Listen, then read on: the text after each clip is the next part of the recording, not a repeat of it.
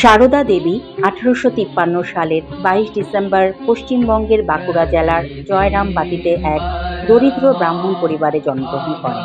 তার পিতা রামচন্দ্র মুখোপাধ্যায় এবং মাতা শ্যামা সুন্দরী দেবী ছিলেন ধার্মিক ও সরল প্রকৃতির মানুষ। শৈশবে সারদা দেবীর রামকৃষ্ণ পরমহংসের সঙ্গে আধ্যাত্মিক বিবাহ সম্পন্ন হয়। রামকৃষ্ণের আধ্যাত্মিক জীবন ও আদর্শে সারদা দেবী ছিলেন প্রধান সঙ্গিনী। রামকৃষ্ণের মৃত্যুর পর তিনি শিষ্যদের পরিচালনা করেন এবং রামকৃষ্ণ মঠ ও মিশনের আদর্শ প্রচারে গুরুত্বপূর্ণ ভূমিকা রাখেন। সারদা দেবী বিশ্বাস করতেন যে মানব সেবা ঈশ্বর সেবার সর্বোত্তম পথ। তিনি নারীদের আধ্যাত্মিক উন্নয়নে বিশেষ ভূমিকা পালন করেন এবং নারী শক্তির ক্ষমতায়নের প্রতীক হয়ে ওঠেন।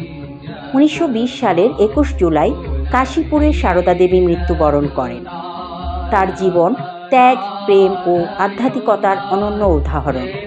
রামকৃষ্ণ মঠ ও মিশনের সংঘ জননী হিসেবে তিনি আজও লক্ষ মানুষের প্রেরণার উৎস।